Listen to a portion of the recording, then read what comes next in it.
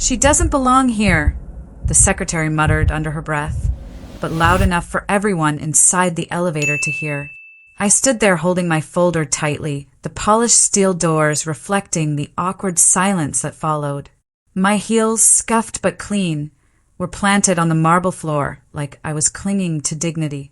I had dressed my best, navy skirt, white blouse, hair pinned back neatly, but still her eyes scanned me as if I were invisible. Around us, executives avoided eye contact, pretending to check their watches or screens. The numbers above the door blinked 42, then 43, and yet time felt like it had stopped. I wasn't just denied entry to a metal box. I was denied presence, respect, space. "You should take the service lift," she added, smiling like it was a favor. I swallowed hard, forcing my lips not to tremble. I had rehearsed my presentation all night, my hand still cold from holding the laser pointer in my tiny apartment. This floor was the one I'd dreamed of standing on since I first started as a temp assistant. But now, even the ride up felt stolen. I didn't look at her again. I just waited for the door to close or for something to change. Because if I walked away now, it wasn't just the meeting I'd lose. It was every ounce of self-worth I'd built to get there. And that's when I heard the sudden silence break behind me. Footsteps. Heavy. Intentional. The kind that shifted energy in a room before a word was even spoken. The footsteps stopped just as the elevator door began to close.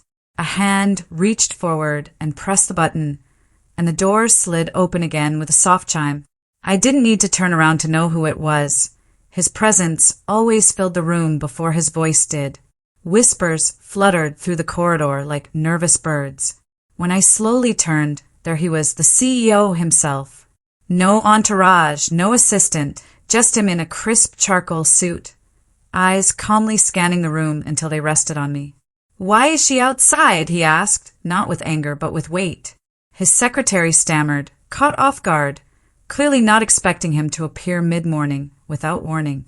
I thought she was in the wrong elevator. I was just trying to, but he raised his hand. "She's not just in the right elevator," he said slowly, voice echoing. "She owns this floor." Gasps. No one moved. My heartbeat thundered louder than the silence. I wanted to speak, to deny it, to clarify, but he stepped forward and extended his hand. His gaze softened, but it was firm, unshakable. "Walk with me." I stared at his palm, then at the corridor behind him. My hands were trembling again, but not from fear, from awe, from disbelief. From the realization that maybe, just maybe, my work had been seen after all. The elevator no longer felt like a barrier, it felt like a stage. And for the first time, they were all watching me step onto it. I stepped forward slowly, feeling the eyes of every executive, every assistant, every intern burn into my back as I took his hand. The same people who had ignored my greetings now couldn't look away. I wasn't sure what stunned them more. The CEO's presence or the fact that he'd publicly acknowledged me, defended me. The elevator door stayed open as we entered together, side by side, not as subordinate and superior, but as equals. I could barely breathe. He didn't say another word, just kept his hand in mine, warm and steady as the elevator rose. I caught my reflection in the mirrored walls. No makeup, tired eyes, hair slightly out of place, but I stood taller. Because next to him, I wasn't invisible. I wasn't mocked. I was seen. And more than that, respected. His secretary didn't follow. No one did. When the doors closed, he finally turned to me. "They don't understand what it took for you to get here," he said. "But I do." I blinked fast, not trusting my voice. He looked ahead, hands now in his pockets, as calm as ever. But I saw the tension in his jaw, the way he carried the silence. It wasn't just a gesture, it was a statement. A warning to those who thought I didn't belong. And suddenly, the shame I'd felt moments ago dissolved into something else. Quiet power. It started there in that elevator. Not with a promotion, not with applause, but with one sentence that shifted the room. "She owns this floor." When the elevator doors opened again, I expected to wake up. That's how surreal it felt. But reality didn't waver. The floor was silent. Desks cluttered with laptops, coffee cups and folders were abandoned mid-task as heads turned one by one to stare. It was the executive floor.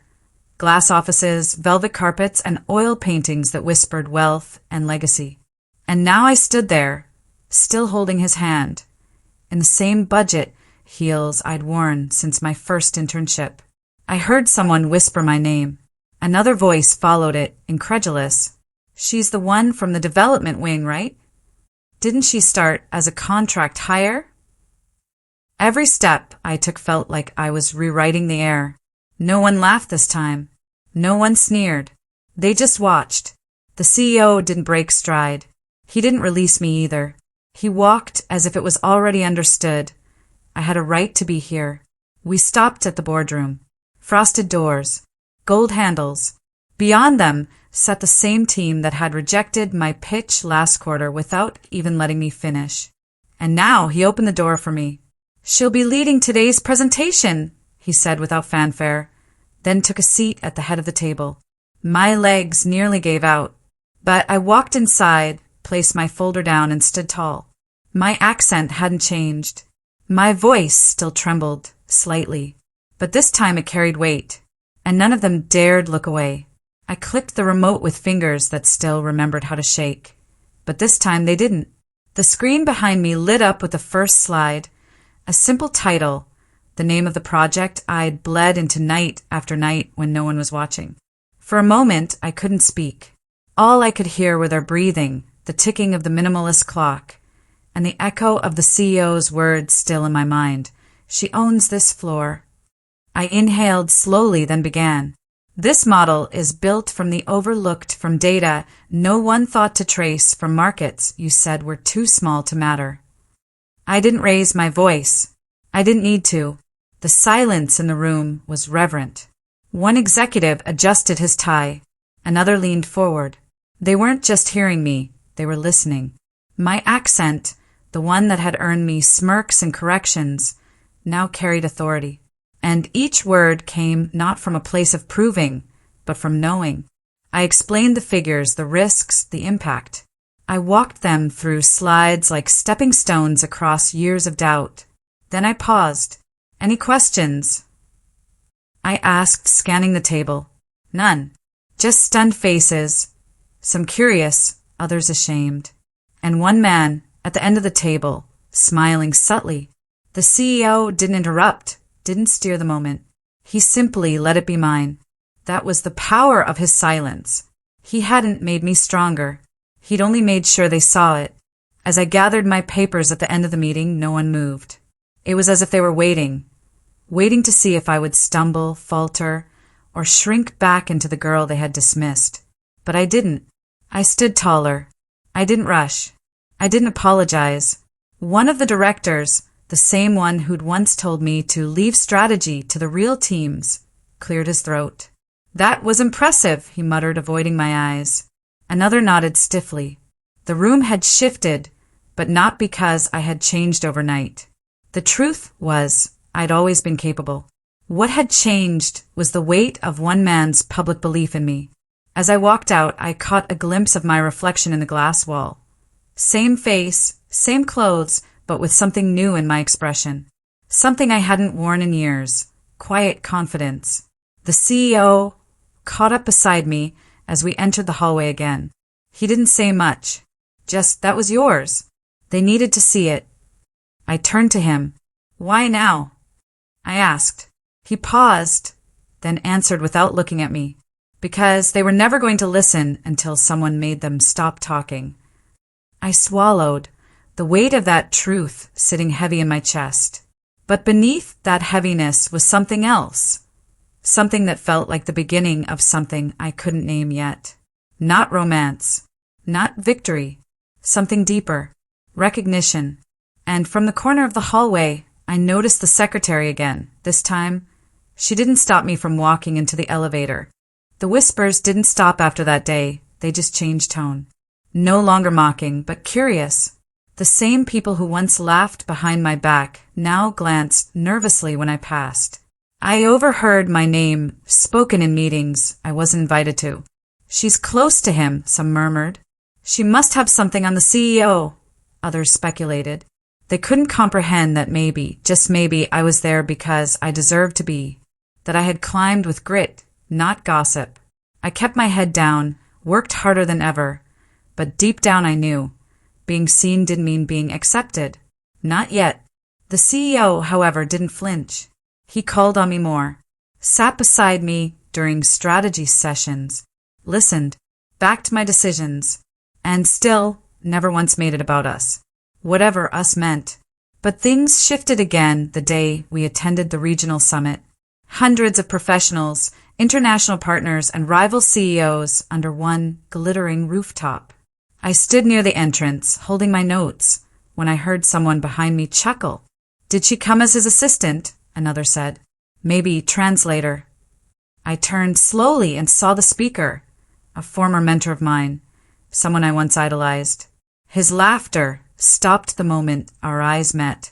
I didn't say a word, but I didn't need to, because just then the CEO arrived and without hesitation offered me his arm in front of them all. Shall we? He asked gently. That single moment cracked the room in half, and I walked through the space between disbelief and respect, one step at a time. The summit unfolded like a dream soaked in tension. Every corridor shimmered with power. Every handshake carried hidden weight. I had attended similar events before, always as background noise, someone to fill a quota or take notes. But this time, I sat beside the CEO at the main table. My badge no longer read Junior Coordinator. It read Lead Strategist, a title I had earned, though few believed it. As the presentations began, I noticed the man who mocked me earlier seated across the room. He kept glancing over, perhaps trying to make sense of what had changed. I didn't acknowledge him. Instead, I focused on the pitch unfolding. Halfway through, the host's voice faltered. His translator hadn't arrived. A hush fell. Then I heard someone mutter, "We'll have to skip this one." That's when the CEO looked at me. No words, just trust in his eyes. I nodded once, stood and offered to translate. Fluently, effortlessly, in 3 languages. The room, once buzzing with silent judgment, was stunned into admiration. I felt their gaze shift, not to him, to me. When I returned to my seat, the CEO whispered, "They needed to hear you." And for the first time, I believed he wasn't just talking about that day. He was talking about every moment I had been overlooked, dismissed, underestimated. And in that crowded summit, filled with polished voices and perfect suits, the girl with the accent had just rewritten the room.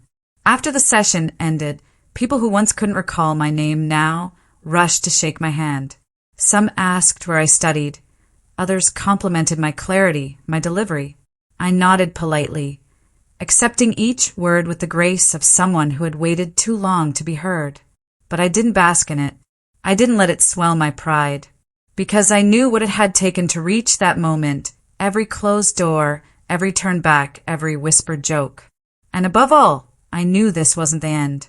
It was only the beginning of their realization.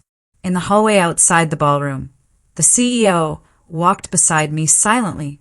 There was no need for small talk, only a quiet current of shared understanding between us. Then, just before we reached the elevator, he stopped. "Do you regret not speaking up sooner?" he asked softly. I turned to him, surprised. I did speak up. They just weren't listening. He looked at me then, truly looked, and something shifted in his expression. A softness, a flicker of emotion he usually buried beneath his composed exterior. "They are now," he said. I smiled faintly. "Not because of them. Because of you." The elevator doors opened, and inside, the same secretary from before stood still. This time, she didn't say a word. I stepped in, the CEO behind me. As the doors closed, the silence spoke louder than any apology. I had entered this place invisible, but now the floor, the whole building, knew my name. The next morning, everything felt different, but nothing had truly changed. My desk was still in the same quiet corner. My nameplate still scratched at the edges, But when I arrived, there was a fresh cup of coffee waiting. No note, no name, just warmth. Small gestures began appearing. A seat saved in meetings. Questions directed to me instead of around me. But with that shift came another kind of pressure. Eyes watching too closely, voices measuring each move I made, waiting to claim it was all luck or favoritism. I worked harder, arrived earlier, spoke less but with more weight. And through it all, the CEO remained steady, never overstepping, never undermining, always watching with that quiet encouragement in his gaze. He knew what it was like to be doubted. We hadn't spoken about the summit since. We didn't need to, but something between us had changed. That afternoon, he asked me to join him for a lunch meeting. Just the two of us. I hesitated, unsure if it was wise. It's business, he said, but if you want to talk, I'll listen. We sat by the window of a quiet rooftop cafe, far from the polished halls of the office. There, away from boardrooms and spreadsheets, he asked me something unexpected. When did you stop waiting for someone to choose you? I looked at him, startled. The day I realized I could choose myself. He smiled, soft, proud, and sad all at once. That's when you became unstoppable. He listened as I spoke, not like a CEO, not like a man evaluating potential, but like someone who truly wanted to understand where my strength had come from. I told him about growing up between cultures, the way my accent always gave me away no matter how fluent I was. About teachers who praise my essays but ask someone else to read them aloud. About job interviews where I was complimented on my smile, not my ideas. They thought I didn't hear the subtext, I said quietly, but I always did. He stirred his tea slowly, as if weighing each word I said. And yet, you never let them make you small. I looked at him then, not with pride, but with the tired honesty of someone who had spent years holding herself together with quiet resilience. I admitted. For a long time, I let their words shape the way I sat, the way I spoke, the way I entered a room. He didn't interrupt, just let the silence wrap around us until I continued. But the day you stood beside me in that elevator, it wasn't just about status or image. It was the first time someone didn't question whether I belonged. His eyes met mine, and in that moment, I didn't see the CEO. I saw a man who understood loneliness in crowded rooms. You were never alone, he said. They just never deserved to hear your voice. We stayed at that cafe longer than we should have, letting the world outside move without us. It wasn't romance, not yet, but there was something sacred in being seen that deeply. Something quiet and dangerous. When we finally stood to leave, he walked behind me, like always, never in front, never controlling. As we reached the lobby, the same secretary from the elevator passed us. She offered a tight nod, eyes lowered. It wasn't regret, not really. It was awareness. A shift. The next day, I was called to speak at the quarterly meeting. The CEO insisted. She's the reason we closed the East Asia deal, he said aloud, in front of the entire board. My voice didn't tremble this time. I spoke clearly, without rushing, without shrinking. And when I finished, the room stood. Not just for the numbers, not for the success, but for the woman who, weeks earlier, had been told to step out of an elevator. I glanced toward the back. He was there, arms crossed, that small smile in his eyes again. He didn't clap. He just nodded once, as if to say he knew. That night, I returned home and stood in front of the mirror. I whispered every word they had ever used to shame me, and then let them fall away, one by one. My accent, my voice, my silence. They weren't flaws. They were the very proof that I had survived and finally arrived. The following week, the company announced a new division, and to my disbelief, I was named as its head. Not assistant, not support, head. The news spread quickly. Some celebrated. Others whispered behind doors they thought I couldn't hear. She's just a diversity move. It's because she's close to him. It won't last. But none of it reached me. I had spent too long shrinking to ever let myself be folded again. My first day in the new office, the plaque on the door simply read, Director. No qualifiers. No apologies. The secretary, who once blocked my way, now knocked before entering. Her voice softer, her eyes less sharp. I offered no revenge, no correction, just boundaries. Respect isn't owed, it's earned. But once broken, it's measured in silence, not cruelty. The CEO visited briefly that afternoon, bringing no bouquet, no audience. Just a mug of coffee, black, how I always ordered it. He placed it on my desk without a word. I raised an eyebrow. Celebratory gift. He smiled. No, just fuel. You're going to need it. I laughed, truly laughed, for the first time in months. You always knew, didn't you? I asked. Since the elevator. He nodded slowly. No, since before that. But it wasn't my place to say it. It had to be yours. For a moment, the room held still, as if our story had caught its breath. Then he turned to leave. See you at the top, he said, before the door clicked gently behind him. Success didn't silence the noise, it sharpened it. There were still glances in the hallway that lingered too long. Still emails that left my name off replies. But something had shifted inside me. I no longer read those gestures as proof of my inadequacy, but as mirrors of their fear. Fear of change, of being seen, of being led by someone who didn't match their blueprint. And with each challenge, I didn't raise my voice. I raised the bar. I hired women who spoke with accents, promoted staff who had once been overlooked. I remembered every door that had once closed in my face and replaced them with ones that opened automatically. When reporters came asking for statements, they expected a polished corporate speech. Instead, I gave them truth. I told them about the elevator, about the voice that said she doesn't belong, and the voice that followed, louder, certain, she owns this floor. That headline ran across every outlet the next day, not for the drama, but for what it symbolized, an industry shifting, a woman standing tall, not because someone gave her permission, but because she stopped asking. In the days that followed, I received messages from strangers across the world, some in broken English, some in perfect grammar, all saying the same thing. Thank you for showing me I could be more. And just like that, my voice, once mocked, once silenced, had echoed far beyond the glass walls I had fought to enter. On the company's anniversary gala, I stood near the back of the ballroom, away from the cameras and speeches. I wore a simple black gown, no brand, no designer name, just something that felt like mine. From across the room, I saw the CEO, no longer just a title to me, speaking with the board. He caught my eye, paused mid-sentence, and raised his glass subtly in my direction. No grand gestures, no spotlight, just recognition. Later that night, I walked onto the rooftop terrace alone, needing air. The city stretched below like a sea of possibilities, and for the first time in years, I didn't feel like an outsider in my own story. I was the author now. I heard footsteps behind me, measured, familiar.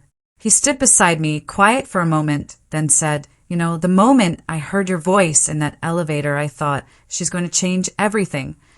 I turned to him, smiling softly. Not just me, I replied. All of us. One voice at a time. He offered his arm, not as a savior, not as a symbol, but as an equal. And I took it. We walked back in together, and as the doors opened, no one dared ask if I belonged. They simply made space. Because in the end, I didn't just own the floor. I owned my name, my voice, and the silence that followed when it finally commanded the room.